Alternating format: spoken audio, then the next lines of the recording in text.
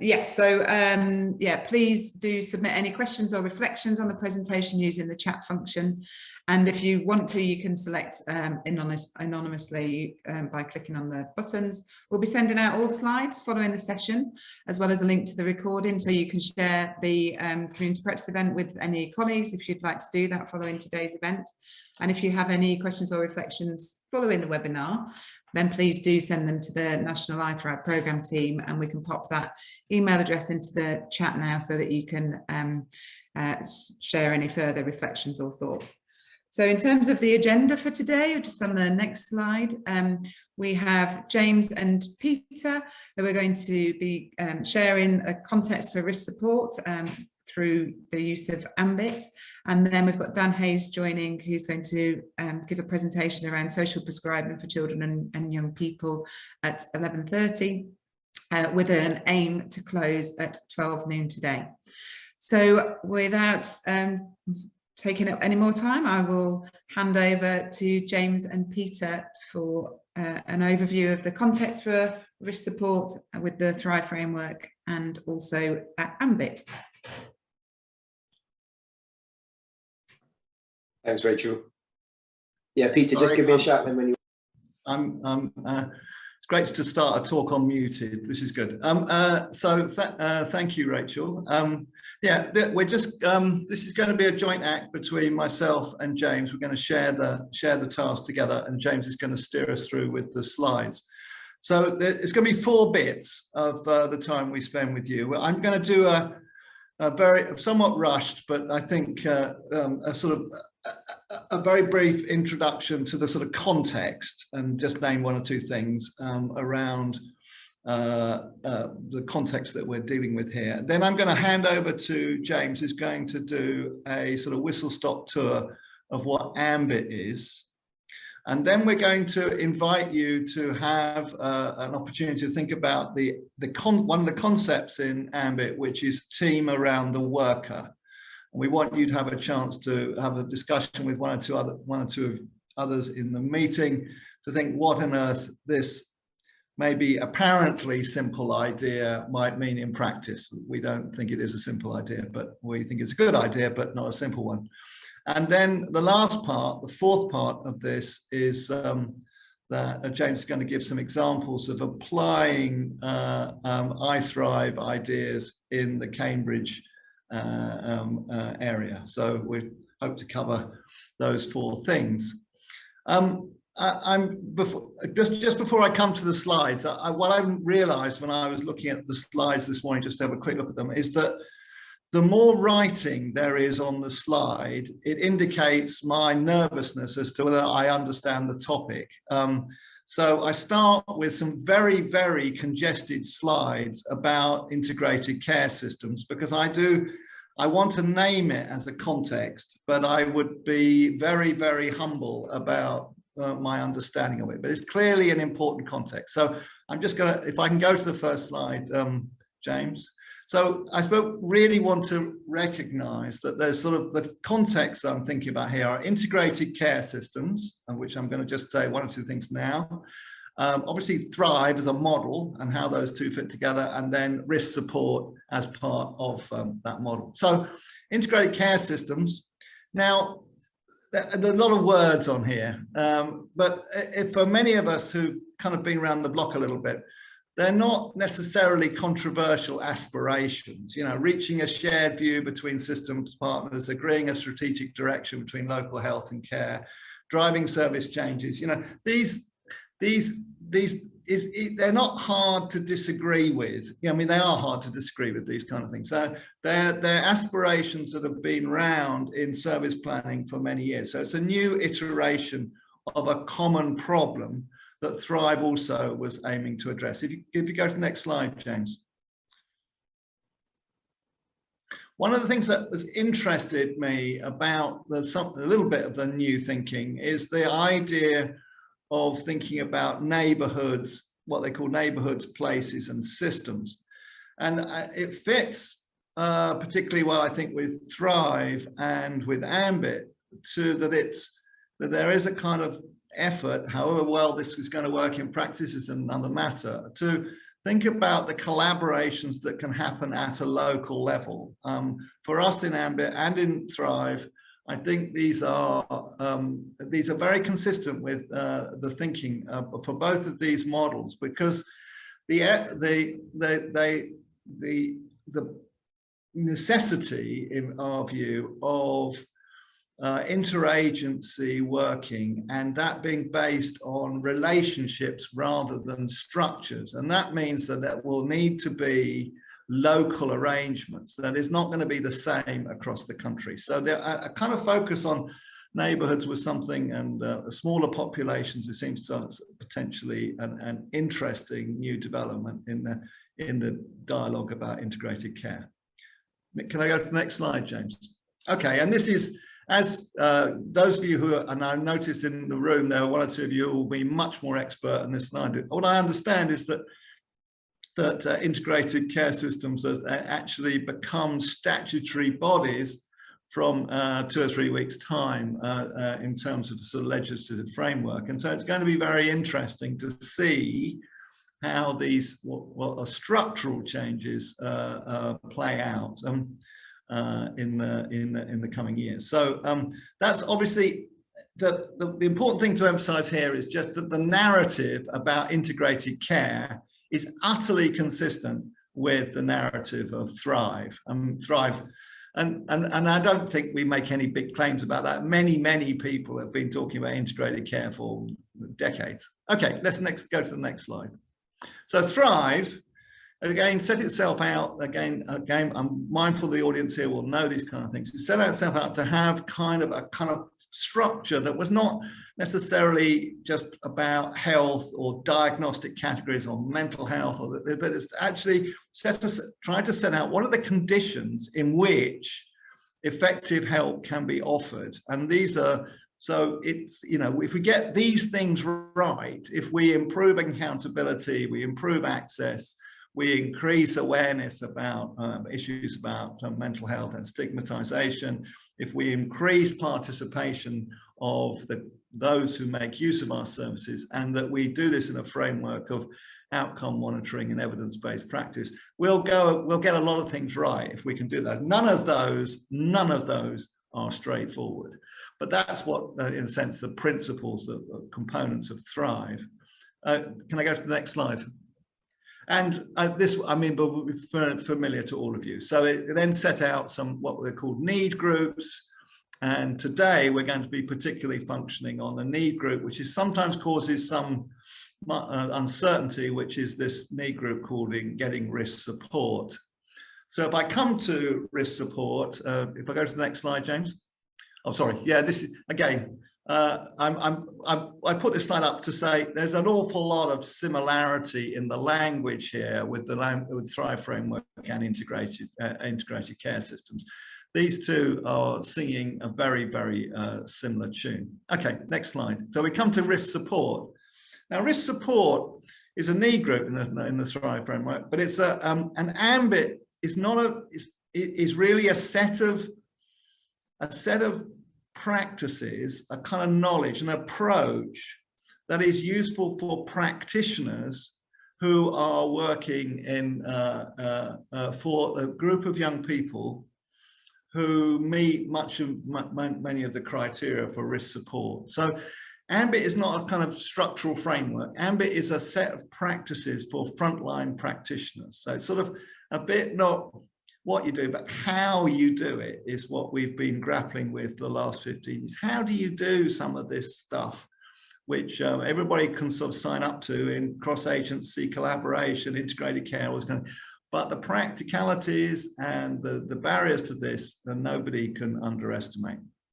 So it's particularly appropriate to risk support, because if we come to the next slide, the kind of firstly, AMBIT highlights you know, it's sort of it deals with a kind of concept which is some might seem a bit old-fashioned or a bit ordinary, which is sort of help. How do you kind of create effective help? And that requires a number of kind of key things. You know, we know that help is likely to be more effective if, in quotes, all the helpers are sort of Not necessarily they all think exactly the same, that's not realistic, but they have a kind of shared approach to how they're dealing with a young person's problems. This may seem absolute common sense, but those of you who work in this field, there's so much complexity even in achieving that. We emphasize also that within the complexities of the multi-agency work, the importance of trusting relationships sometimes gets a little bit lost in the system. Who do the clients and families or the young people, who do they see as being helpful? It's not an unimportant consideration, and that we put that rather foreground. Again, shared with many others, it's a strength focused support plan that we're trying to do, and I suppose the little thing at the bottom here is a particular thing that I was personally very enthusiastic about. Is rather than moving into this kind of open cases, discharging cases that CAMHS can easily have a pattern of, is it possible for a CAMHS team to contribute to risk support, keeping cases open, consulting to a wider team, with even if they're not offering treatment? And that's an important question. Next slide, James, please. So who's it for?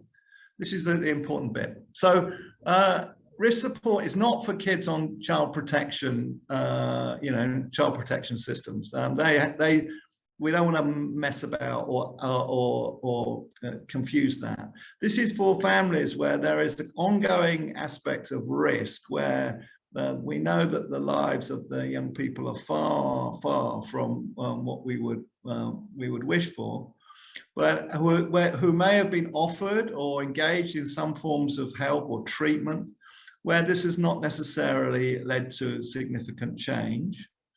That can be one group, or for a group where families who, I think this is an important group, who don't see agencies like a CAMHS service or a social care team or other groups. They don't see us as helpful. They see us as people that they have to manage. That we can be as much part of the problem as we are seen as being something that's an assistant. And these families cause local systems a great deal of difficulty, as not difficulty in the sense that they're a problem, but more that we find it hard to know how to be helpful. So, and as a group, that they often get repeatedly referred to a CAMHS service or repeatedly referred to a social care team. They don't sort of get engaged very well with help, but everyone is aware of their needs, and so they create a lot of traffic, or what I call traffic, in the referral system. So that's not in a respectful way. The problem is that we're not very well designed to be helpful to families who have legitimate reasons to be uncertain as to whether we're the people who can help them. And I want to move away and be very clear about a respectful narrative about these families. They're not troubled families to us. It's our difficulty is that we don't know necessarily how best to be helpful to them. Okay, I think that's where I get to.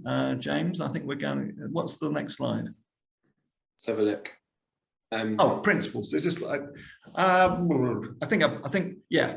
I mean, it kind of follows on from my previous comments. Where do we start with families who may, young people who not necessarily see us as helpful? As we start with relationship building, that's not a kind of mystery. We start with curiosity about who families trust, and that's actually and James will say a little bit about that as part of AMBIT. And we try and avoid just repeat referrals. The kind of way that this is met is that there's a kind of sense for many agencies, we don't know how to help, so we refer to someone else.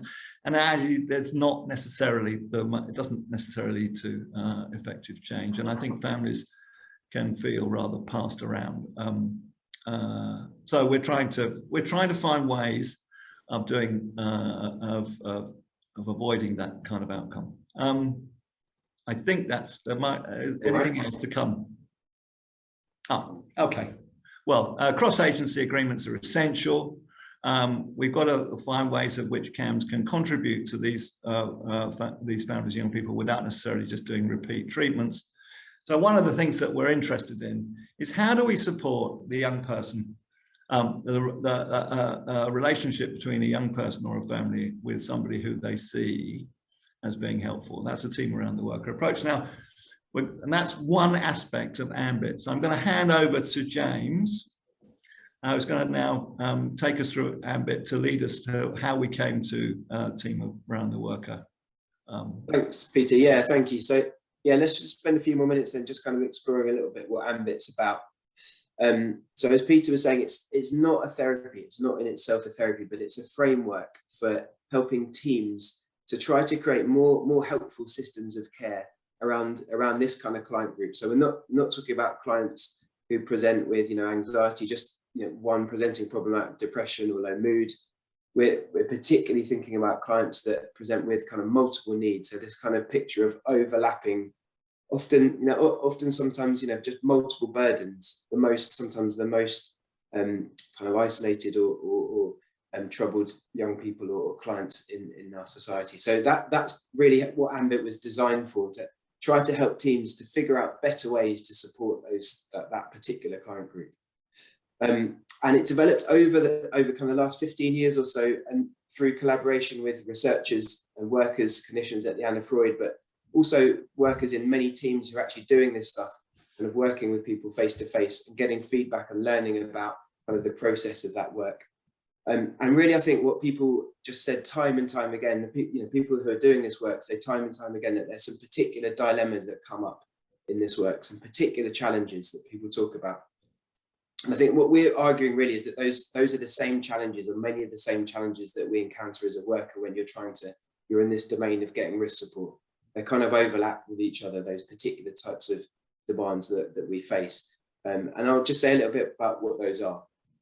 So firstly, this sense that actually, sometimes it's really hard to know where to start. It's, if someone is presenting with anxiety and that seems to be it, and they're kind of functioning okay, then there's some good evidence about what you do. You have some fairly clear ideas about how to help. But when someone's presenting with this kind of overlapping multiple levels of needs, it's really hard just to know, firstly, like what's going to be helpful, but secondly, what do you do first? How do we go about helping? And also, the research, the evidence about this stuff, it's still very much developing. So kind of multiple needs. Another dilemma that really influenced AMBIT's kind of development is just this sense that you get a client with his multiple needs, and then what tends to happen is that attracts multiple workers. It's almost like the more needs, the more challenges that someone has in their life, the more referrals that happen, and the more services are involved. And of course, that's we know that is hard for clients to make sense of, and to find helpful, as Peter was just talking about. But also for us as workers within this system, it's quite hard for us to figure out ways to work together and to do things in a kind of integrated way. So that's a big challenge that kind of gets named a lot. And again, we would say that connects with this area of risk support. Another particular influence on the development of AMBIT, just this real sense that for many of these clients, that trust, it kind of makes sense why trust is low. It makes sense why this person might not want to come and talk to me.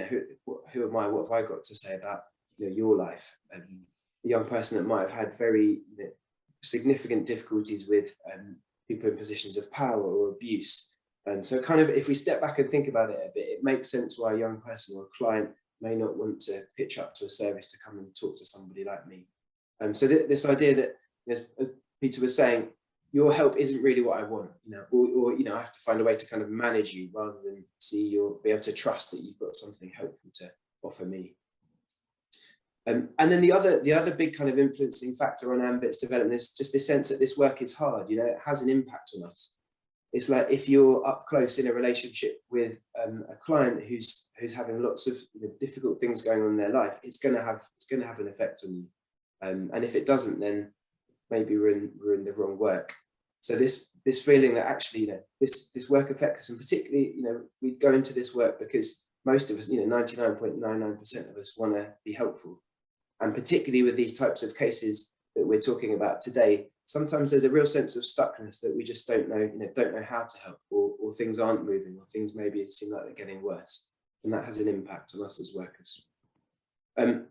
So those kind of dilemmas really shaped AMBIT's development.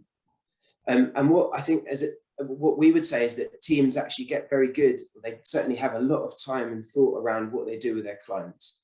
And so teams really talk a lot, think about, sometimes do training around how they work with their clients. But in AMBIT, what we're really strongly arguing is that it's not just about the direct work with the client. And actually, there's these 3 other areas of practice that we need to be giving equal attention to if we're going to be providing something that's experienced as helpful to this client group.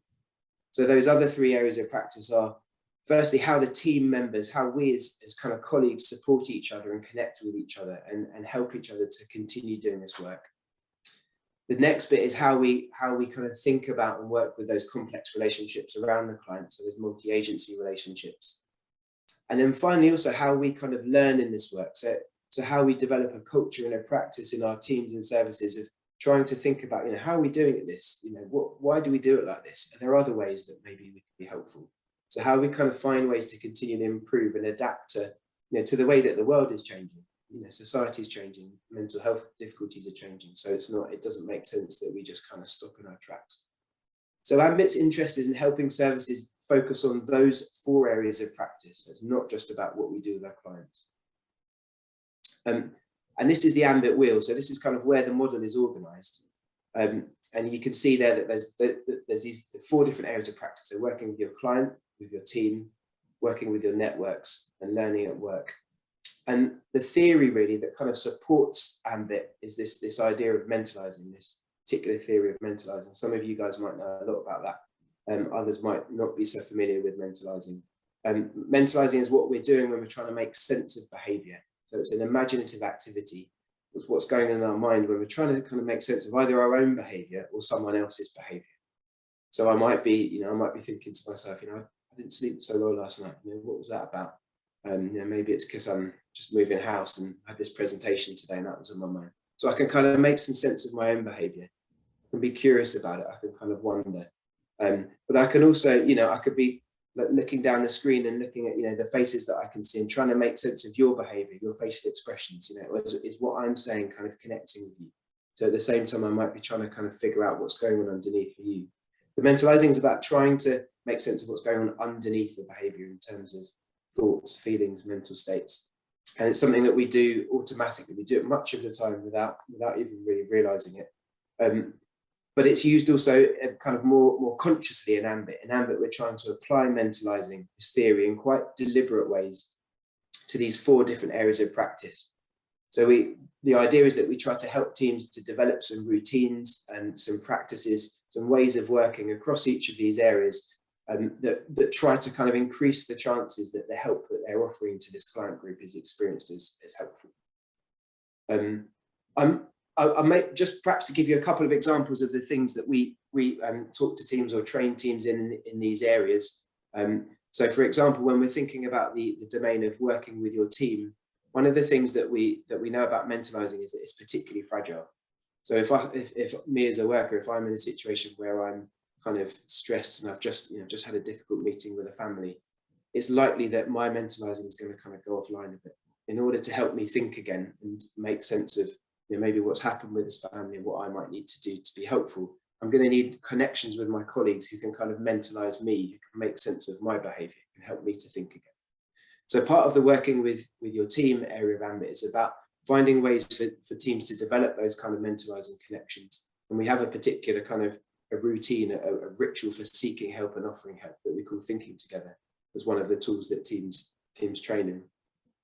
Another important thing to say is that AMBIT's adaptive. So the idea is that we have these tools, but that they're not, it's not like they're an off the peg thing that you just have to go and do in the way that that we've worked them out. We invite teams to go and adapt them and fit them to their context. And there are many teams that just use some of these ideas, and there are some that kind of implement many more. But really the idea is, that this is something that we would hope that could kind of evolve in the life of a team rather than being a set, fixed kind of model that's finished, if you like. I'm just going to pause there for a second because I've kind of given you a little bit of an overview there. Peter, how are we doing for time? Just to check in, do you think is that an okay place just to pause for a minute, just to get some thoughts and reflections from people? Yeah, I think that'd be great. Let's hear whether there are, there are any immediate questions or comments that in the group.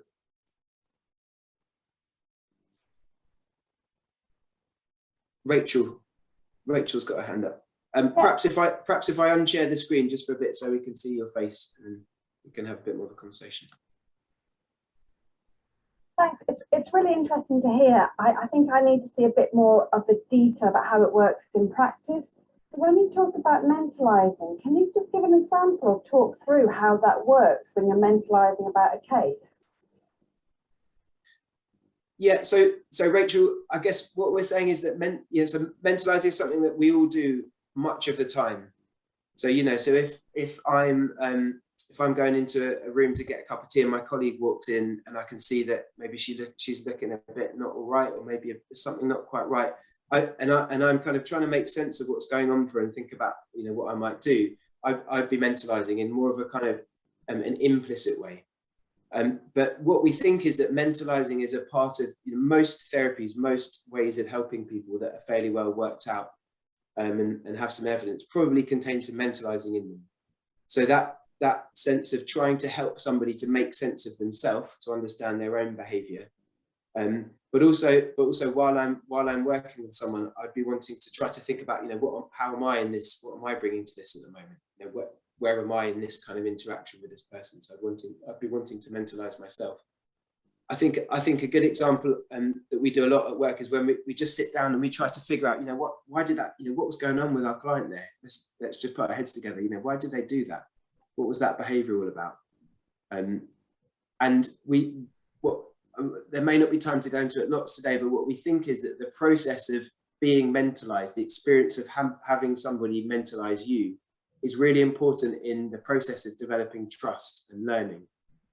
So there's some really interesting research around a concept called epistemic trust that basically says that if I have an experience that someone's kind of mentalised me, that they've kind of understood me accurately, then it kind of puts me in a space where I'm much more interested to learn from them. My doors to learning are a bit more open, and I've kind of just got a bit more interest in what they've got to say to me. And I think that relates probably to this client group, the Getting Risk Support client group particularly, because we're talking about clients that may be really low in trust and maybe have an experience of us as a worker of what have you got that might be helpful or kind of relevant to me.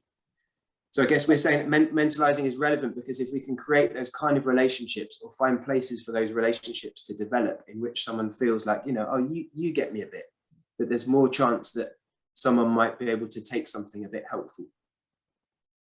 What I'm struggling to get my head around and trying to understand is, are you talking about that you as a small group of professionals are mentalising the client, or are you mentalising with the client in the room? Or how do you share that reflection that you've got? That's the bit I'm trying to work out the mechanics of. Yeah, now can I come in? Rachel, yeah, these are great questions, because I suppose one of the things that's sometimes a little tricky to explain with mentalising is that in some sense it's like explaining to a fish what water is. It's kind of like it's all around us. So your question is absolutely clear. It's interesting that everybody does this stuff, but I think what we're trying to suggest is that for certain groups, it is particularly kind of important that we pay attention to exactly what their intentions or what's on their mind. If I can just give one or two examples, I think for young people who may present with, I don't know, severe social anxiety, if they have a sense of trusting others who might be helpful to them, they can make very good use of existing services who are very helpful to them. But if there's a young person who really, they don't see their problem like that at all. They see their problem as that my dad never gives me any money. That's what they want help with. And we're offering them help with how to manage their anger or whatever it is. There's a kind of mismatch. And our starting point is slightly to sort of step a little further back down the track, if I can say, and say, what we really want to find out is let's really work out a little bit with you what you would find helpful. Now, if I can just sort of add to this, it's the most difficult question in the world. If someone asks you, how can I help you? Honestly, it sounds easy, not at all. And people ask if people ask me how I can be helpful, it's not straightforward. So it needs to be sort of unpicked a little bit. as to, okay, so exactly, tell me a little bit about, for example, who's been helpful to you in the past? A rather kind of interesting and productive question, actually. Sometimes the starting point is nobody. No, what do you mean? Nobody's been helpful to me. But with a little patience, one may find some examples. The other bit that I would think to give a flavour of mentalising is that we share some of our own state of mind with clients. We don't, so I don't mean, you know, I talk about my kids or something, you know, I don't mean something in a rather kind of chaotic way, but something about just sort of saying about what is going on in your mind while you're trying to engage a young person or parent or carer.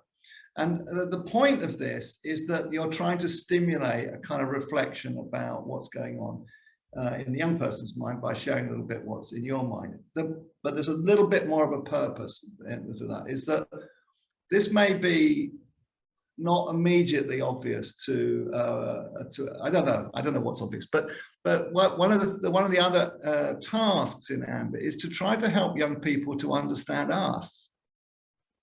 Now, I don't mean it in a self-indulgent way, as if we're the center of the universe, but I think it can't be underestimated how confusing the helping system is. People kind of know roughly what a teacher does, but beyond teachers, it gets pretty murky as to what the difference is between all these different people and quite what we're up to. And I use that, you know, what are you up to? Why are you doing this stuff? So to help them a little bit to understand us, what our intentions are, is a mentalizing process as well. I don't know where, I've lost where Rachel is. Oh, you're over there, Rachel. Yes, sorry, you've moved across the screen.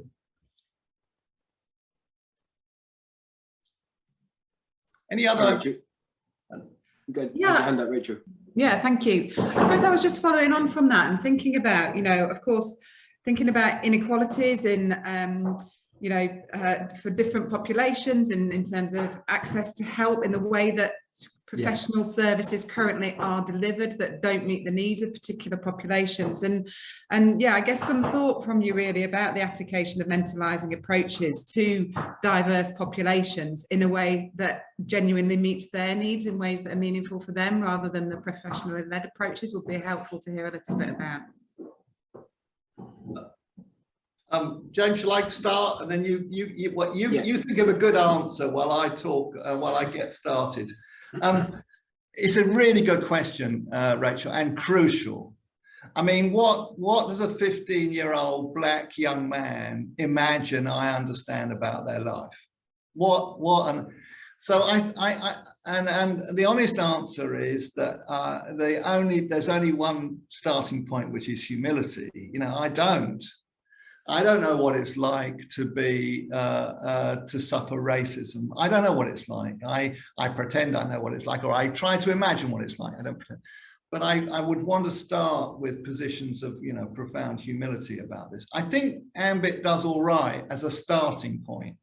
I think that the starting point, exactly what mentalizing is, what's it like to be you, is, well, let's start with that. And actually, I think if one does start with that sort of stance, it's remarkable how young people will respond to that. That you don't have to be an expert in being a 15-year-old black young person living in, you know, circumstances that are now distant to my own life. You don't have to, but you can be curious and respectful about what it's like to be them. Now, that's only a bit of the jigsaw, but I mean, I'm really grateful that you've asked the question, because this is, in a sense, why mentalizing is critical, because you can't assume that the way the problem is constructed for the client is the way services are designed.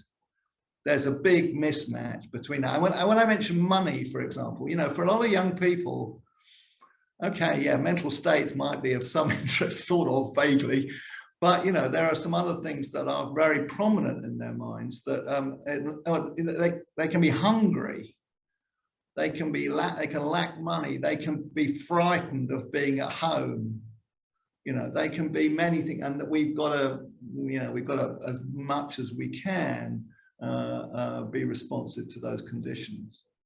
James, sorry. That's, I think that was a good answer. I didn't have loads more to add. I was just thinking that what AMBIT would have to offer is that we're using mentalizing in an explicit way to kind of a not knowing. So we're explicitly modeling this approach of like, I don't know what it's like to be you, but I'm trying to make sense of what it might feel like to be you in this interaction with me. I might be kind of using that aloud, but it might just be what's going on in my own mind to try to kind of think about and shift how I might position myself in order to be kind of as helpful as I can be. And then where my mind was going after that was also that this is about thinking about each other so part of AMBIT is thinking about ourselves in our teams as well and our networks. And I think that the same principle is there, that we'd be thinking about what it might be like to be in a team with someone who's very different from me. Someone in a team who maybe has experiences of difference in their team and how that might impact on them in their work. So AMBIT would be interested in trying to take a mentalizing stance as well towards a team. What might this team need to be well connected, to be able to kind of name and think about those differences between us and what it's like to be a team member, how that might impact on this team member's relationship with a young person. So trying to shift it away, not just from the focus on the client, of course that's important, but also thinking about how we connect with and relate to our colleagues as well. It's really helpful, thanks. And I think Martin's comment in the chat there talks to that as well. So, yeah, thank you. Rachel, we're kind of keen to give people a chance to try something out a little bit. So is it all right if we just keep, I'm sure, I don't want to be disrespectful to any other questions, but if we just keep going, is that okay? Cool. So James, do you want to take us a little bit to how we're going to do this? Yeah. So let's just take us on a little bit. So we're gonna I think Peter's going to talk about this idea of the team around the worker in a minute. Just before we get there, I wanted to highlight a couple of the AMBIT ideas that connect with the team around the worker. So really just to underline why we see the team around the worker as something that's relevant, something that's important in AMBIT. So firstly, just thinking about that client domain. So as an AMBIT worker, when we're working with our client, we have a particular stance, a particular way of thinking about the client work in AMBIT, the direct face-to-face work, and that we call scaffolding existing relationships. And really what that's about is right from the beginning, when we first start a piece of work, we want to hold in mind that we're joining a system that already exists. So we're quite adverse to the idea that as a worker, we kind of parachuted in, and then there's a sense that you might do something to fix the problem or to be the one that makes the difference, if you like. That actually the way we want to position ourselves as an AMBIT worker from the very beginning is to think about kind of who exists in this client's network already and how are they helping. Even if we might not be seeing, from our perspective, we might not see them as kind of helpful, we might even have concerns perhaps about them. But how does this client's network look to them? Where's the possibility for trust within this network already? So particularly thinking about the risk support group, and this is a group where trust is, we're imagining, is already very low. Where might there be some possibilities for trust within this network? And for me as a worker, if I'm going to be helpful, how might I kind of scaffold those relationships rather than me positioning myself as the one that kind of comes and does something fancy? And at the same time, I need to be managing risk, because as I said, there might, not all of the relationships around the client might be helpful. There may be ones, that are risky, and that I might sometimes need to take some quite concrete actions to manage that. So kind of in this balance between scaffolding relationships and building where trust exists, but also managing risk at the same time. And that's complex, as a worker, that's not easy to do. We're always a little bit off balance. We might get a little bit too focused on the risk and kind of miss thinking about the relationships that we could build, or we might just get very focused on the relationships and not be thinking about the risk so much. So there's a kind of a tension for us as a worker within our client work. And then the other idea that really kind of connects to the team around the worker principle is this notion of just working in multiple domains. And we've already, I don't think this is anything new to you guys. We've already kind of touched on this a bit. But this sense that for most of these clients, there's not just one problem, there's multiple problems, and they don't exist in isolation either. That these problems all kind of overlap with each other, have an impact on each other. So as a worker, it's not like you can just be doing a bit of work around substance abuse and that's it. Actually, as a worker, you need to be holding all of these, you know, these different areas of life in mind. But that in itself causes problems as well, because we know that, you know, when we get anxious, when we don't know what to do, what tends to happen is that we make referrals and we bring more people in. And actually, sometimes, you know, we need other expertise. We're not denying that. There's, you know, many times when we need other knowledge and other help. But that creates this situation that we talk about in AMBIT that we call disintegration. So you get this experience often for a client where, you know, they're just, you know, who are these people and what, you know, what on earth are they doing? You know, I have to just find some way to kind of manage this flock of people who are kind of offering something to me. It can be quite an aversive experience, we think, sometimes, not always, but sometimes. And particularly if we're talking about people that already have difficulties in, you know, with attachment relationships and trust. And, you know, the worst case scenario is sometimes that us as a network, that we can find it hard to agree with each other. And sometimes what we offer might even reflect what's going on in a young person or a client's life, you know, that in terms of those kind of conflicts or splits between the network.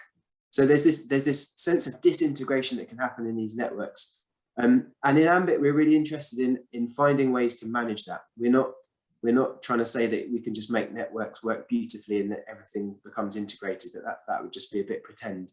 But what we are interested in is thinking about ways that where we do have some influence and we can work in a bit more of an integrated way, that's really what the kind of network part of AMBIT is about.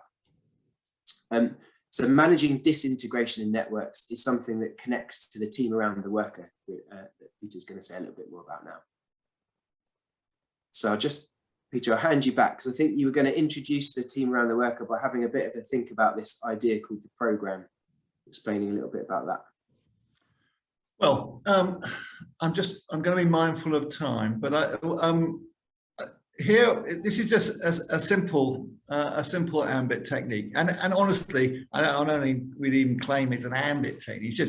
It's a simple thing. But basically, the purpose is, we call it a program, and we simply invite curiosity as to who else is involved in your life. You can do it with a young person, you can do it with a parent, you can do it on your own. It doesn't matter. But I mean, ideally, it's a good thing to do with a young person to try and, because honestly, it can be just sort of like a fog, really, for a young person. Who else is involved? And to map it out so that the young person and you can see it, not just hear. You can picture it. Picturing it is a big part of mentalizing for us. How do you find ways to help young people to picture things? Because this is what's happening to them. Rather than just being in it, they can picture it. And it's it's absolute common sense method. You know, who's involved and what are they like? You know, I mean, I'd be a bit non-technical, you know, and you're kind of sniffing around for who do they like, but who do they trust? Who's actually been helpful to them? And you can use common sense things where, you know, those that they trust, you put them a bit nearer them, and those that perhaps feel a bit remote or unhelpful, you put them a bit further away. And it's not clever technique in the sense that you've got clever things you've got to learn. It's an interaction with a young person which you're trying to get a picture of how things are, but you're curious about who's out there. And in risk support, I always hesitate at this minute because I can't believe the story as it emerges sometimes. In Camden, for example, they did a very, very comprehensive, this is some time back before things, I think, have improved a lot. You know, the families that would meet this criteria, they have 9 agencies working with them. That's the average. Some of them had 15. Average of 9 services. You know, so it's not, we're not exaggerating a story here. But if you include that maybe some of the agencies involved with adult members of the family or whatever, you know, and in a particular project in Camden, they reduced the numbers of agencies involved with families by half, and the outcomes were equally good, actually slightly better. So to give an example, but here the technique is just one needs to find ways that people can see what the process is. Now, if we come to the next bit, we come to team around the worker. So partly this would just be a program would just be a kind of conversation. A conversation that could happen at the point of referral, for example. Who else is being helpful to you? Now, this picture is on the left-hand side. We have the team around the child. Now, a team around the child is great. We're not in any way critical of team around the child. There are many, many, many, many families and kids where this is a very successful approach, and that the team works effectively together. They don't tend to be so common in risk support work. This is the risk support work is where that sort of pattern of having a group of professionals who are working together, and the family can make use of multiple relationships. They can understand that family therapist is trying to help us with this kind of thing, and I understand it's a bit different from what the social worker is focusing in on. Whatever it is, they can handle the multiple relationships and construct ways in which their experience is helpful. It's really important to emphasize this. We're not knocking that at all. We're just trying to emphasize that for some families, for some young people, reducing the number of relationships that the young person has to manage is potentially beneficial.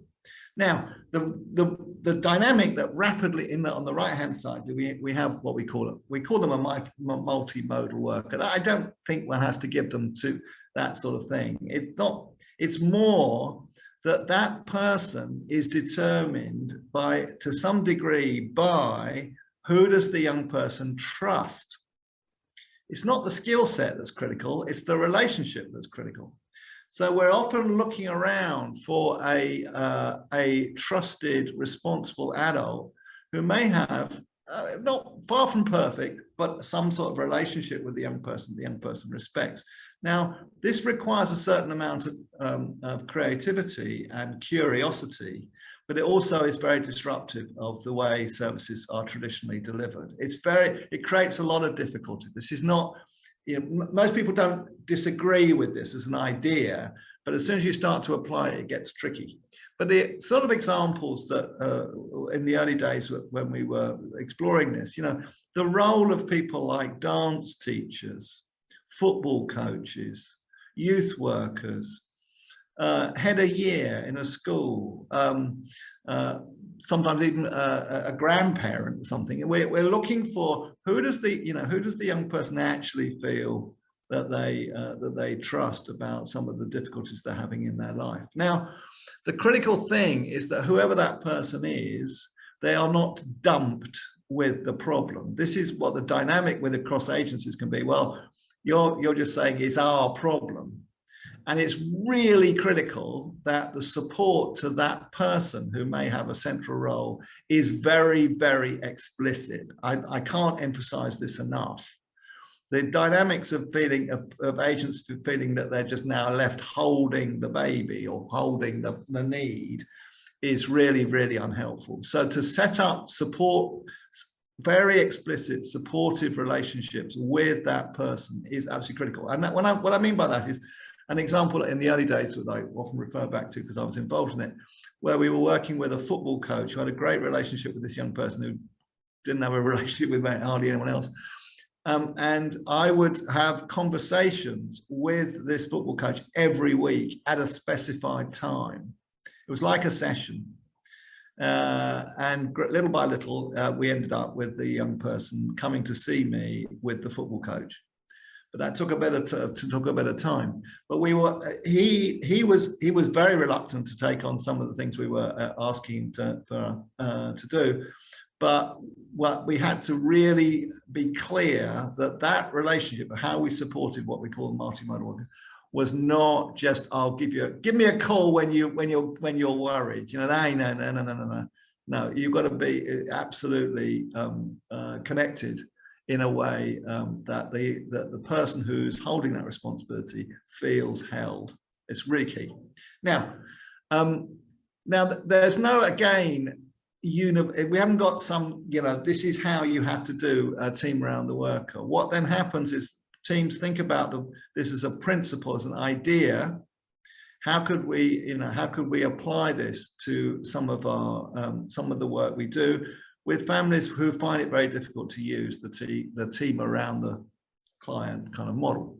Now, what we want to just, again, because we're nervous of talking too much, which we probably already have done, is can we give you 5 minutes or 8 minutes, or how much time we got, just to get into small groups and have a conversation together about what it would look like to try and take forward, or have examples of things that you've already tried in which you've been supporting a trusted relationship with a young person along the lines we've just been discussing.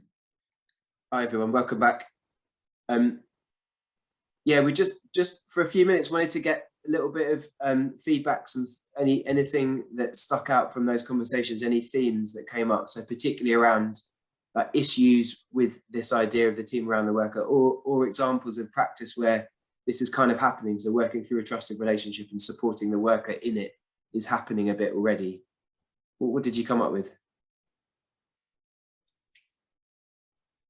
I'm happy to start off if that's helpful. I mean, within our group, we're having a conversation about how a single point of access, which most localities are moving towards now, really presents a genuine opportunity to support children and young people in different ways, because of bringing together the different services in localities to think about the needs of the population, and it gives perhaps a greater legitimacy to being able to not always just providing face-to-face interventions, but of course the commissioning context needs to support that alongside that. If it's still the traditional model of face-to-face contacts are what count, then there isn't the motivation for services to come together and think in a team around the worker way, so that actually ensuring that that's at the core of any integrated front doors or single point of access is obviously really, really crucial. Thanks, Rachel. Yeah, I think you've really kind of hit it on the head there. Just having a think about that just before you kind of join back, that idea that it has to be commissioned. It can't. And this connects with what I was going to say a little bit about in a bit around the work in Cambridge that's going on, the people's experiences that, yeah, this is, it's a really lovely idea. It makes sense, but actually it's, if we're commissioned to do face-to-face kind of client contact, how can we do it?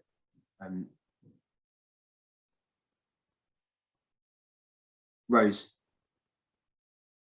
go for it. Yeah, thanks. We were just having quite similar discussions about, it absolutely needing to have sign up from everybody, and thinking about, if you've got social workers or youth justice workers who've got kind of statutory visits and things that they need to be doing, that you've got the leadership team signed up, that actually this professional that may not be a social worker or may not be a youth offending worker is able to step in and provide that kind of statutory visit that needs to happen. And so just kind of thinking more broadly that you absolutely need trust, and trust is just the biggest thing that we heard, I think, in our group, that we were hearing, that obviously for the young person to be able to find somebody to trust, but the professional network absolutely need to be trusting each other and making sure that any kind of risk really is kind of shared, and that everybody is accountable for the plan. And that was, I suppose, we thought it could be the biggest kind of stumbling block in terms of people trying to absolutely embrace it. Can I just quickly comment on that, Rose? I completely agree. I was involved in a training with a fantastic group of staff in which the social worker said, I really like this, and we talked about how the young person, a young person that she was working with, had a really good relationship with I forget who it was there, and it was very likely that the young person would share more about the kind of risks of their life with that person, with the social worker, and the social worker is able to recognize that. But the dilemma for the social worker is, if it goes wrong, who gets sacked?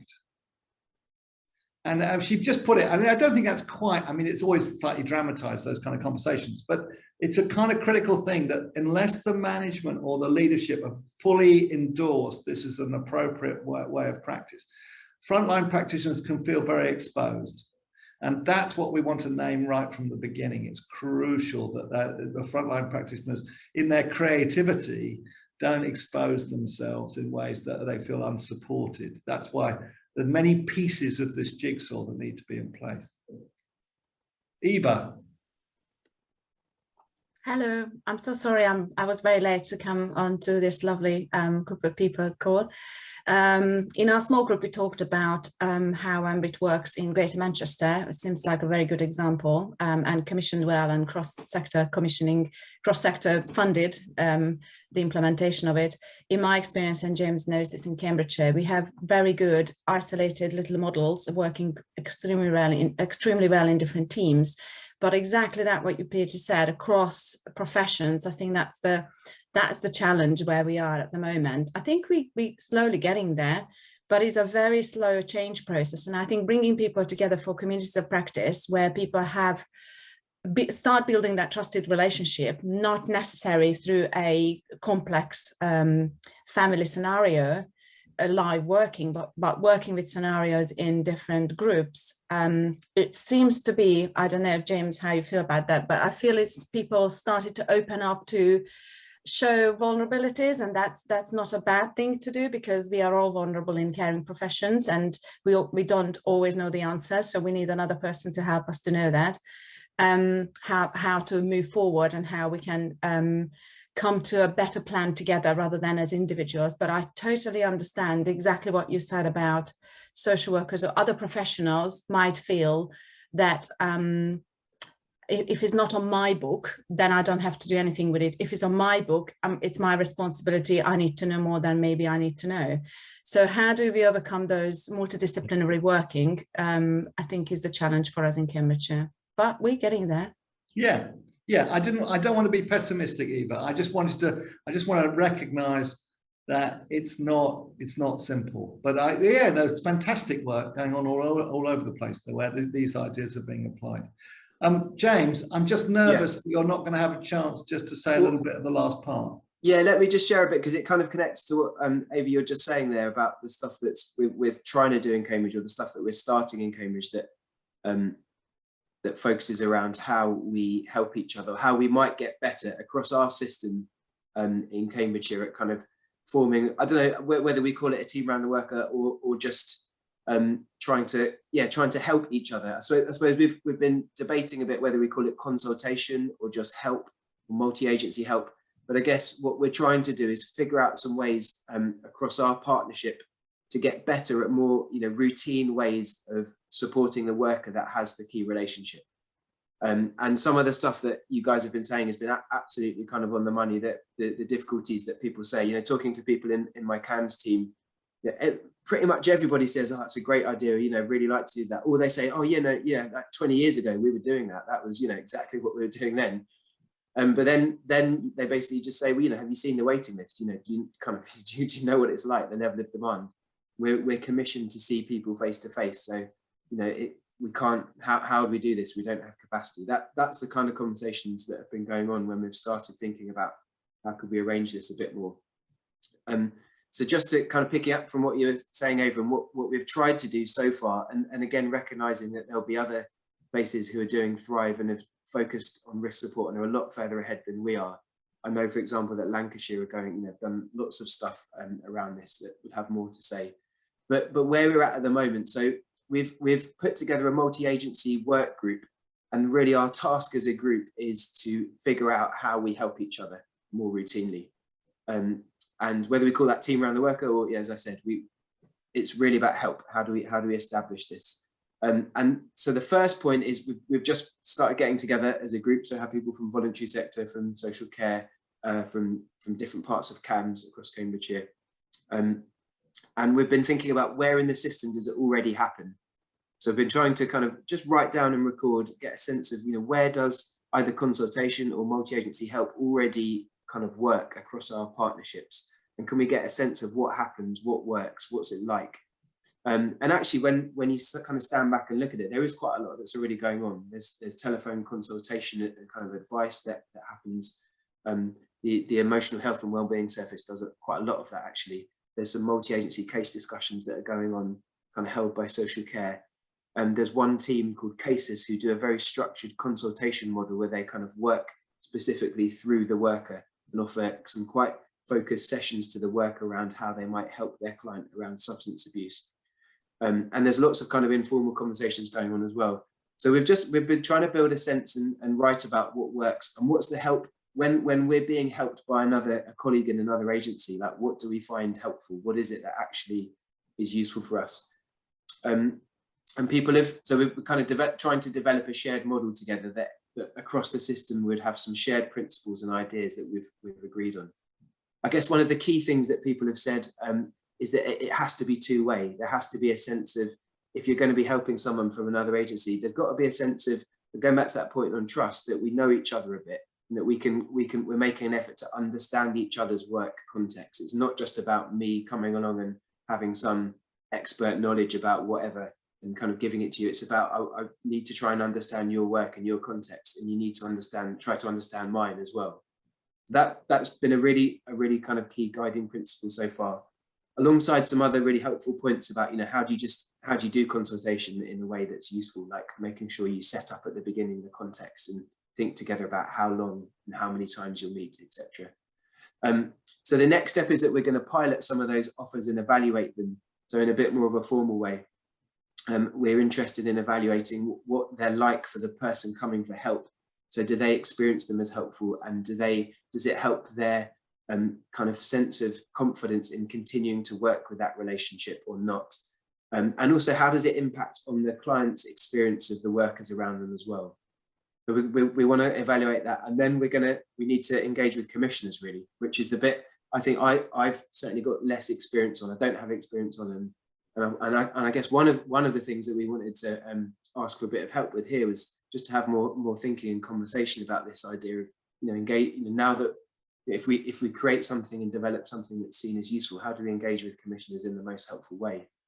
Let me just pause there for a second, see if other people have some thoughts on that. I know we're coming a little bit to the end time.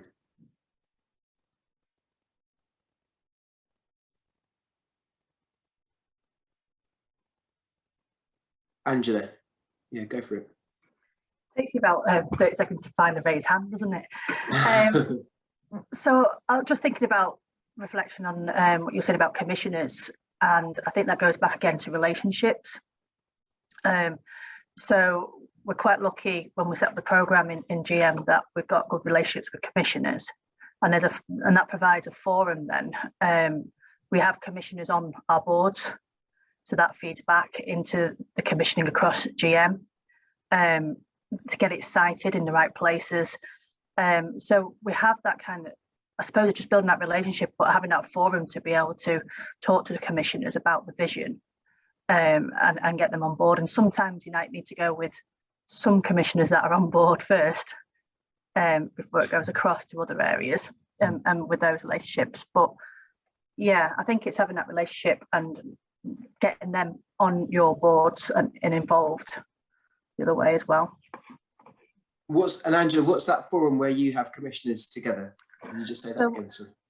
So we have, so there's the Health and Social Care Partnership at a GM level, and there's also what they call the long-term plan group, used to be the Future in Mind group, that are all CCG's commissioners. And it was there where we got the agreement for Thrive in the first place. But then I've got a steering group that has kind of sector representation on it for Thrive, that has Director of Children's Services, Public Health, but CCG as well, and the Mental Health Trust, young parents and young people representation on there. And so that role of that commissioner on our steering group is to feed back into their LTP group. So that gives you that flow of information and feed there. I also can go to the LTP group. So I can, if I want to bring anything, I can bring it to that forum. But then where it works well, and we'll talk about this in our group, is in a locality level. It works well when there's a commissioner that sits in local authority and CCG, because then they have the vision of the whole system, including voluntary sector, and how that looks and how that can be built in.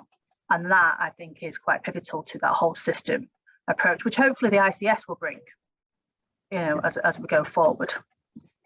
Yeah. Thanks, Angela. Really helpful. Thank you very much.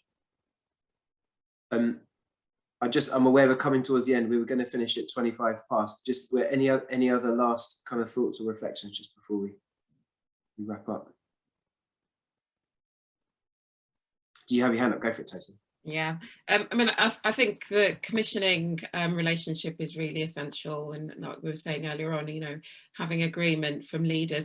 But I guess there's also something about the work that has to be done on the ground with, you know, with different agencies and really building relationships and trust with each other.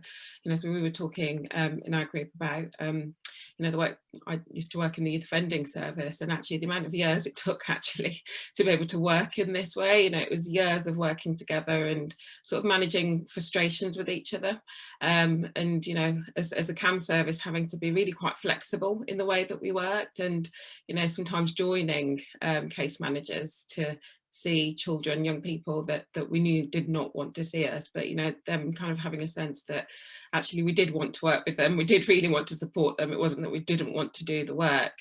And so there's a lot about building relationships on the ground. I mean, but in Surrey, we're also delivering the risk support trainings to different agencies. So, you know, we've got not just CAMS, but you've got the voluntary sector services and local authority services, you know, doing the trainings together. And I think that sort of is a really good way also to build relationships and to develop a shared understanding of what risk support is, and to be able to then think together about what's needed to be able to work in that way. So I think, I mean, and I guess there's a big difference in how we're doing it in Surrey to how, you know, how it was done in Camden. I think it's much more of a sort of organic way of working that developed in Camden, but obviously Surrey is now trying to implement Thrive, and I think the way forward is having multi-agency trainings, so that, you know, everyone's really on the same page and understands what everyone's trying to do. Really helpful, thanks, Tosin. Yeah, completely agree that idea that these trainings around risk support, I think, have to be multi-agency, don't they? It doesn't make sense for it to be single agencies, because this work is completely, it's about multi-agency work and those relationships, as you say. Thank you. Rachel, you've got your hand up. Yeah, thanks very much, James. I mean, a thought that was just going through my mind is about how this approach can really support all of the needs-based groupings, because in many ways it thinks about the population, doesn't it? So it's a way of supporting, building capacity to be able to support the needs of the entire population, really. And so I was thinking, you know, about we're coming on next to think about social prescribing, and how, you know, there's a real synergy there where building those trusted relationships, potentially through social prescribing, which we know is an adult approach, and actually the language maybe isn't so helpful for children and young people. There's a lot of work to do in that domain, but actually it enables that sort of longer term approach to thinking about children and young people's needs, connecting with the community, to then also build capacity in those workers who are delivering that social prescribing, with potentially a team around the worker approach to social prescribing, and that how we join these elements together, which obviously the Thrive framework gives some opportunity to be thinking about that. But I suppose what's core to it is how we then evaluate the outcomes. And of course, what you're describing with AMBIT is actually a harm reduction approach. And, you know, and how do you evaluate those outcomes when it's not a, you can't say that somebody didn't go off into, you know, more challenging world as a direct results, but, you know, it'd be just helpful just to hear, you know, I know that's a massive area just with 1 minute to go, but any thoughts around that would be much appreciated, because I think the challenge of system-wide outcomes is obviously at the core of the Thrive framework, really. So any thoughts would be much appreciated. Well, I could do a one-liner, because we've just actually completed a document summarising what we know about the outcomes for AMBIT. So, I mean, it's again, Rachel, it's a great question, and we would want to stay humble, but we're encouraged. I mean, there are studies now across the world, actually, different places, which are encouraging, and that's so. If people wanted to, we're very happy to share. It's just with our comms department. You know how long that takes. So they're going to make it look good. But I'm very happy to share that with, and we can put that onto the you know, the iThrive website and stuff. So as an appropriate query from people who are interested in this. Fantastic. Thanks very much, Peter. Okay, any further questions before we give a very big thank you to Peter and James for a very you know, thoughtful and also provocative presentation there. So any further comments or questions? Sorry, background noise there. A bark. No, wow.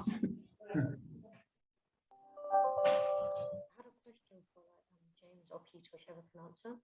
So, in terms of the multi model, how do you kind of like when working like with like some social workers and all of that, how would you deal with the issue of confidentiality and like to what extent are you oversharing between the workers and agencies when you're like in terms of when you're discussing the young person, and also whatever's being discussed with the young person in a confidential time and they're telling you and confiding this with you, especially when you're the trusted person, how do you go ahead and share that information without not breaking the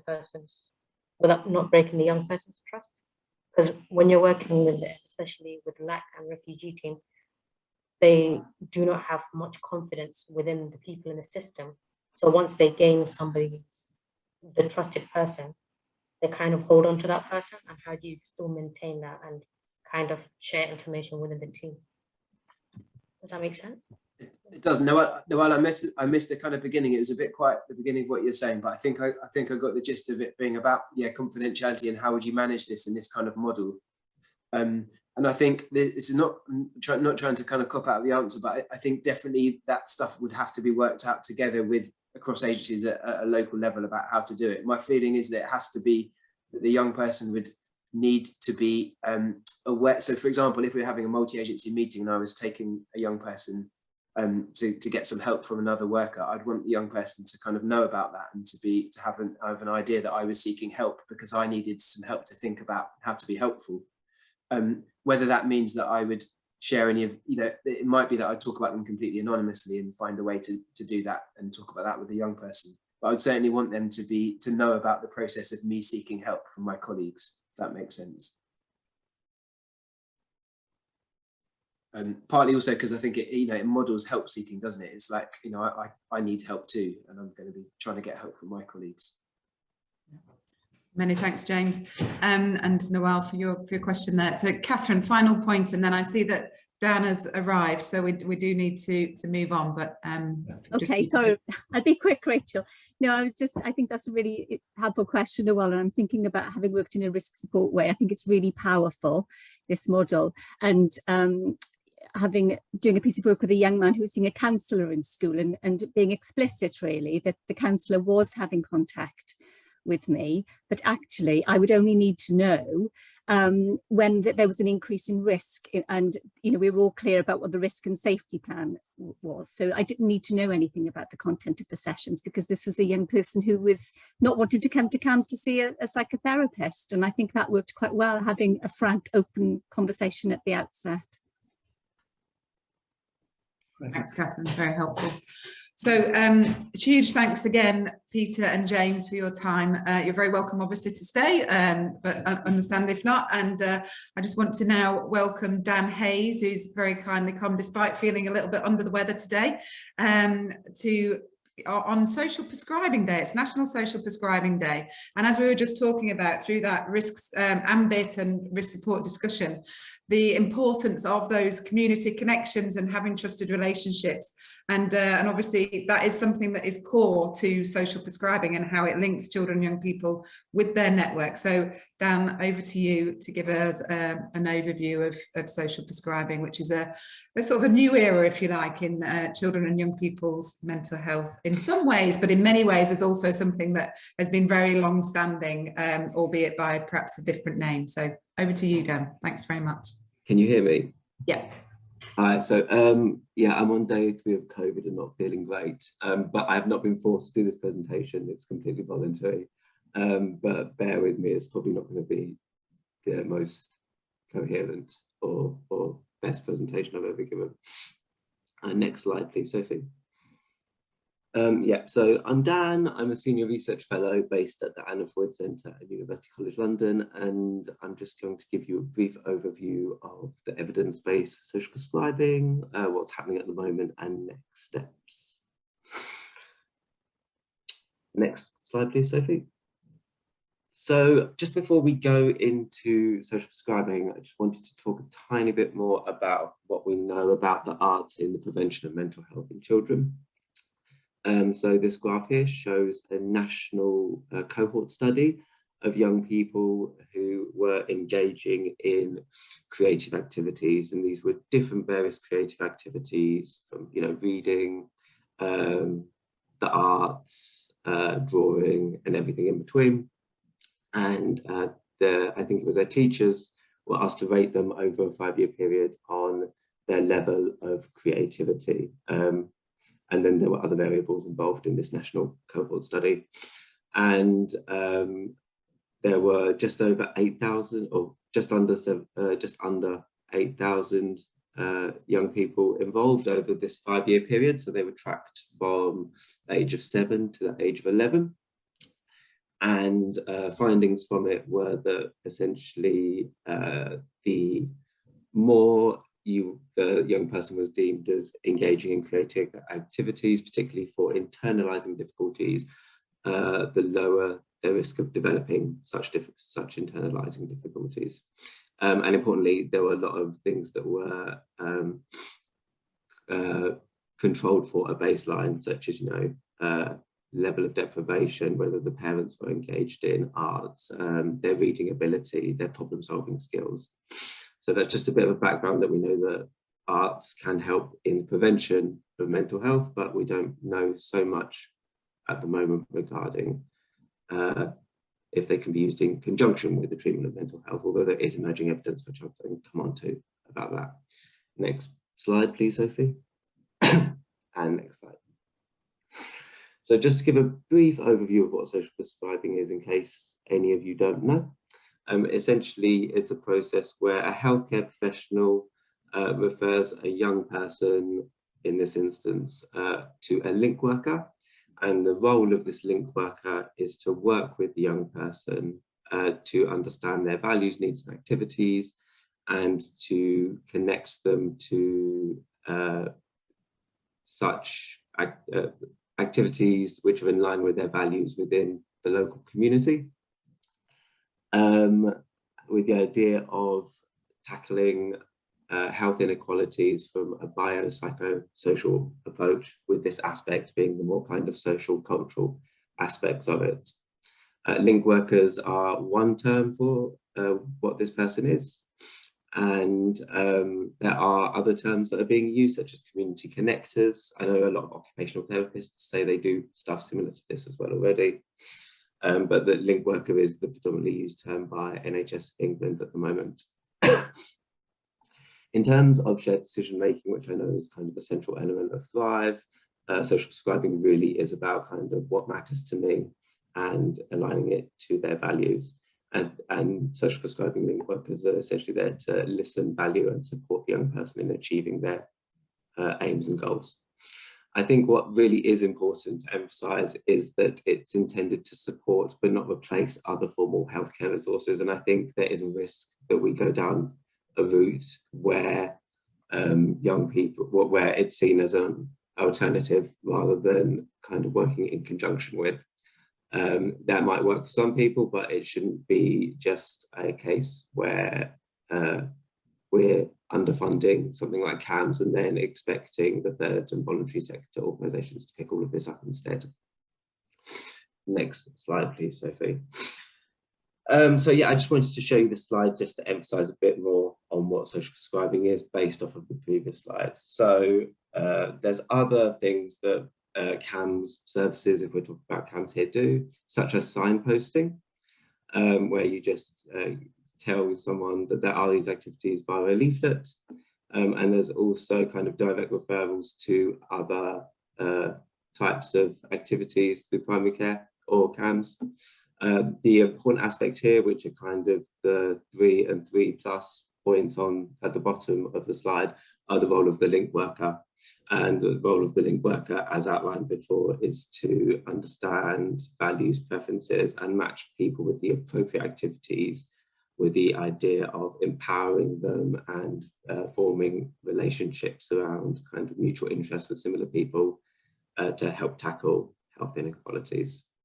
The 3+1 is a more holistic approach, which is being implemented in some places, but I'd say 3 is the kind of more dominant link worker model approach at the moment, where there's kind of a feedback loop between the link worker and the activity to see how the young person is getting on. And then, for example, if the activity isn't well suited, the link worker could theoretically prescribe a different activity. So I think there's kind of two approaches here. One is to do with the link worker building this relationship with the young person to find appropriate activities. Then also it's really about, is the activity that's found the right one for the young person? You could have the best link workers in the world, but if you then have an activity which isn't appropriate, the whole system could essentially not work in terms of what social prescribing is trying to achieve with its aims. Next slide, please, Sophie. Sorry.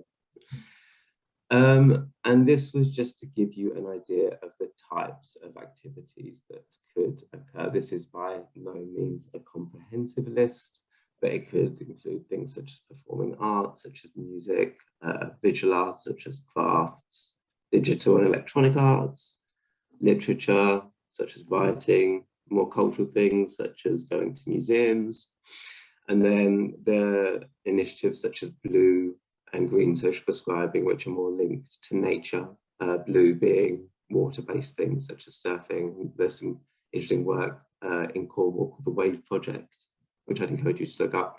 And green social prescribing is more about things such as gardening or, forest walks and things like that. Next, please. Thanks, Sophie. So just before I talk about this one, me and colleagues a couple of years ago conducted a review on social prescribing using the link worker approach, and this was in 2019, and we explored a wide range of sources linked up with the Youth Social Prescribing Network, and essentially there was no publishable evidence available at the time for social prescribing and young people. In the last couple of years, we're currently doing an updated review, which I can share with you when out as part of the National Academy for Social Prescribing. But I just wanted to pick a couple of examples. Well, one example in this instance of work that's happened since, although I know that Manchester in particular are doing a lot of great work on social prescribing. And I think there's some Manchester people here on the call today. Some work by Marcello Bertotti, who's based at the University of East London, led an evaluation of social prescribing a couple of years ago now. And this was at 4 sites around the country. Interestingly, this kind of matched different levels of deprivation, and the proportions of kind of ethnicity were equivalent to what we'd expect in the national population, although that might differ slightly somewhat from mental health. A criticism of social prescribing more generally is that often it's white middle class people that tend to be referred to these services. So the Bertotti study was quite good in that at least it was representative in aspects such as ethnicity. Whilst this wasn't specific for mental health, it was open to all young people with a wide range of difficulties. Mental health did take up a sizable proportion of it. As you can see from the examples here, 32% of young people were referred for mental health and well-being. They had lots of young people had very low levels of satisfaction compared with the UK average and worthwhilness. They reported feeling less happy and scored very low on health and general wellbeing measures. And around 19% of referrals were for social isolation, which obviously has quite a lot of overlap with mental health.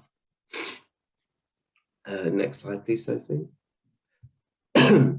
I can send the link to the report around. It's quite meaty.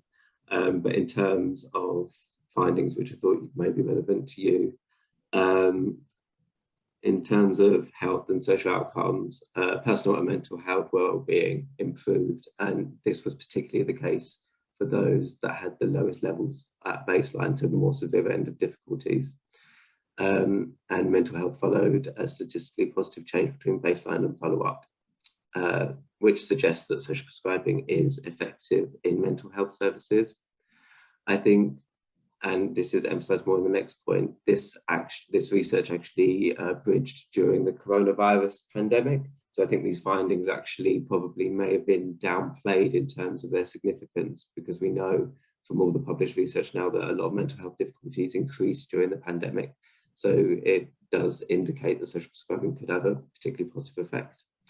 Again, loneliness experienced a decline, and they could only do a small economic analysis based on some sites, but when they compared it to adult services and what was available, they found a good social return. So for every £1 spent, they got £5 in kind of return, if that makes sense. I just wanted to update you with some work we're going to be publishing soon. So off of the back of the review that I spoke about, which we conducted a couple of years ago, we wanted to understand why social prescribing for young people wasn't really happening at the moment. The evidence base for adults is a lot more established. So we applied and were successful with some funding from Emerging Minds to explore what the barriers and facilitators to implementing social prescribing were for children and young people. Next slide, please, Sophie. And as part of this, what we did was we interviewed link workers and social prescribing organisations to understand what the barriers and facilitators were when setting up social prescribing with children and young people, specifically when it came to mental health difficulties. And these were organisations that already were doing it or were in the process of setting up doing it. And we interviewed about 20 people in total. Interviews and analyses were structured around something called the theoretical domains framework. We use this framework as it looks at 14 key theoretical domains which can influence behaviour. And these are split into capability, opportunity and motivation. And an example of capability could be somebody's knowledge or skills.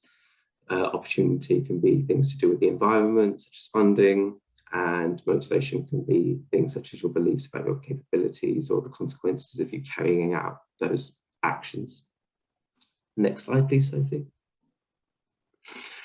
So I'm only going to give you a snapshot of the findings. As you can imagine, there's 14 key domains. We interviewed a lot of people, and I took out some of the more obvious ones. So funding always comes up as an issue. So in terms of capability, individuals and organisations often felt unsure about how to implement social prescribing with young people, and they emphasised that there's a lack of guidelines, protocols and details of best practice. So they felt that they were kind of lost in trying to implement something without these guidelines. And for link workers in particular, the ones that we spoke to emphasised that training varied quite a lot, and specifically for mental health, there wasn't really any training around mental health other than basic safeguarding procedures, and they didn't really feel that skilled when managing more severe mental health difficulties and the complex relationships between multiple stakeholders that you don't usually get in adult settings, such as navigating differences between the young person and the parent. In terms of opportunities, transport and getting places, they emphasised as being an issue for young people, particularly in rural communities. If you're in a rural community and you can't drive or your parents at work, getting to, and transport links aren't good, then getting to these places is particularly difficult. And for link workers, a safe space where young people felt comfortable talking about and discussing their values and options was needed. But often this wasn't available, so they had to do it within a setting such as a school classroom, and young people might not have been open about their values and preferences or wanting to talk about their mental health difficulties in such settings. And due to commissioning arrangements, some link workers could only prescribe to young people within specific age brackets or specific difficulties, again limiting the scope of who they could work with, or sometimes they could work with parents, and there were examples where they could work with a brother because the brother fell within the age of, I think, 14 to 16, but they couldn't work with the other brother because he was aged 11. And then in terms of motivation, sorry Rachel, your message popped up and then it covered part. Sorry, I didn't mean to distract you. It was very much linked with the earlier presentation, so I just didn't want to lose it. But anyway, carry on, ignore. Link workers, in terms of motivation, link workers often discussed sometimes that there were a lack of options and that social prescribing might not always be the best fit for some young people because it was sometimes like the option of that or nothing at all. I think this really resonates with some of the previous research that we've done around shared decision making, where it's an option of either you wait a year for this treatment or you can get this treatment now, and is that really a choice, or is it something that someone feels that they need and therefore they're just choosing that option because really it's the only one available at the time. And then there was the belief from organisations and link workers around the blurring of boundaries around kind of availability. When should link workers be available to talk to young people, given that they might be at school? When does it end? Like, do they stop in the evenings? Is there a cut-off point? But also about managing endings. Once they develop this rapport over working with a few sessions with the young person, to then suddenly cut it short and say, okay, I'm passing you, I've supported you with this, getting you to this activity. We've gone to a couple of sessions together. That's now at the end of my role, and ending seemed to be quite difficult to manage, and there wasn't any really training around how to do it. Next slide, please, Sophie. So this is my final slide. The findings that I've been talking to you about are just being written up, and they're underpinned by theory and practice. So we will have some models and examples of how to better facilitate social prescribing for young people within mental health settings. And I think, as outlined before, Manchester have been doing some excellent work on this already. So thanks to them for providing some input and case studies that they've shared with us.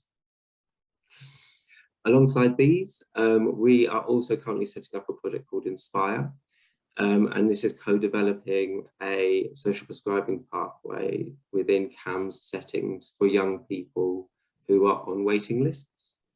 Social prescribing as an adjunct to treatment, to potential treatment, or prior to potential treatment for young people with moderate mental health difficulties. Within a Thrive framework, this would fall under kind of the getting help pathway. And we are currently looking for sites and link workers. So if there is interest in this, please email me from your sites and we can discuss this further. We're also co-developing and evaluating a social prescribing pathway for schools to address loneliness. I'm just going to end there and say, if you've got any other case studies or evidence that you want to share with us, please do. You can email me. It's on the slides, which I'm happy to be shared, and my Twitter handle is also there. If anyone's got any burning questions, do let me know, or if you want to email me, I might be able to respond slightly better at a later stage. So it wasn't the best presentation today, but thanks for giving me the opportunity, given that it was Social Prescribing Day.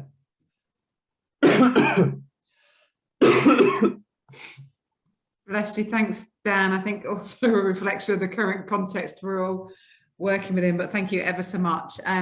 So maybe if we just take the slides down, and really helpful, and that absolutely aligns with the presentation that Peter and James gave, of course, in relation to risk support and how we might be thinking about supporting these link workers. Apologies for distracting you, but does anybody have any questions they would like to ask or comments in relation to Dan's presentation there? Hi Dan, I had a question. Is it in terms of funding, are all the activities, do they have to be self-funded, or is that part of kind of commissioning arrangements where these activities are funded? Yeah, that's an excellent question, and one that quite frequently comes up. So how it works in primary care settings a lot of the time is that there's pots available for funding, and the kind of activities that we're trying to develop at the moment are, we're trying to include budgets for those, but depending on arrangements in different countries, there aren't always pots available, which then again limits the activities that can be done.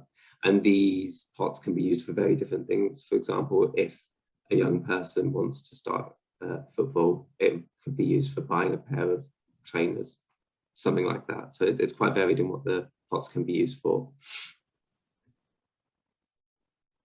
Thank you. Thanks very much. And yeah, Peter, again, thanking you for your very excellent presentation there, especially when under the weather. Rachel. Sorry, just a quick question. How do we find out about those pots of money? Is there a central place to go? It really varies. People have applied through different grants, such as Comic Relief. Sometimes local authorities have pots of money, but it's very variable, and I wouldn't be able to direct you to one source. If any of you haven't signed up and are interested in social prescribing for young people, there's the Social Prescribing Youth Network called SPYN. And they have newsletters. I'm a part of them, and Paul Jarvis Beasley, who heads it up, is very knowledgeable on pots of funding and may be able to direct you better than I would be able to. Great, thanks very much, Dan. And also Kat's put in about the Baron Foundation, who also support that work. Thanks again, Dan. I think we're probably best draw it to a close, and as Dan says, we can circulate the slides with those from Peter and James. So thanks to all our presenters there. Now, true to the Thrive framework for system change, we of course want to collect some outcomes from today's webinar, and so it would be really helpful and would be very appreciative if you could all go to, thanks Dan, www.menti.com and give some thoughts on your experience of today's workshop. So if you go to menti.com and use the code that's there, so 69349821 to give your thoughts and reflections on today's workshop. So we'll just give a minute or two for people to log in.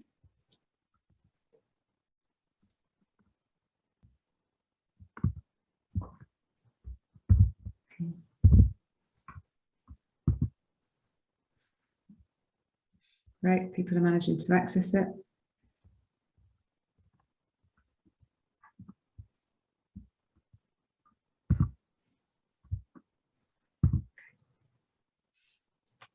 Always helpful to have feedback in either direction. So please, obviously it's anonymous when it comes to us, but it sounds like today's session's been very helpful for, or at least helpful, so that's good. Please do continue to try and log in. And the next question is ask you about your key takeaways from today's session. What are you going to be taking with you from attending this webinar into your place of work?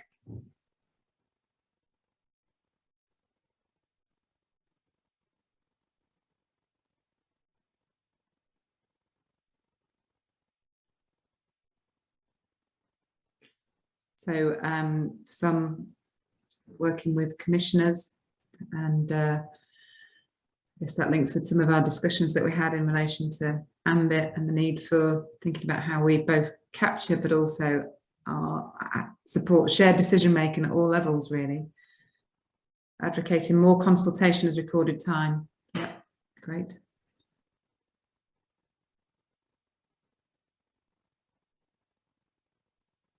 Multi-agency training, so bringing together different parts of the system. Try and shift the language and build trust for risk support, and discuss with the integrated care system. Explore social prescribing for waiting times, great. Ideas about how to support teams to adopt risk support, really helpful. Social prescribing, great. Concept of epistemic trust, brilliant. Okay, so keep those coming in. Is there one more? Great. So I've just got something popped up on screen. Any suggestions? Yeah, so any thoughts on what you would like future community practice workshops to cover? Would be really appreciative of any thoughts or comments. Anything that you've thought about today that you would like to have a focus on for community practice events would be really helpful to us in structuring future webinars. So of course you can continue to add your comments to the Menti, and we'll keep that open. So if you're still going, please do continue to add your comments and thoughts. And we've hit 12 o'clock now. So just again, a huge thanks to everybody for Peter, James and Dan, who I know are both James and Dan no longer here, but thanks for your presentation, and also for people for joining and your contributions, really helpful and positive. So thanks all, and we'll make all the slides and recording it available to you so you can share across your networks. But thanks again, and bye-bye. Bye all.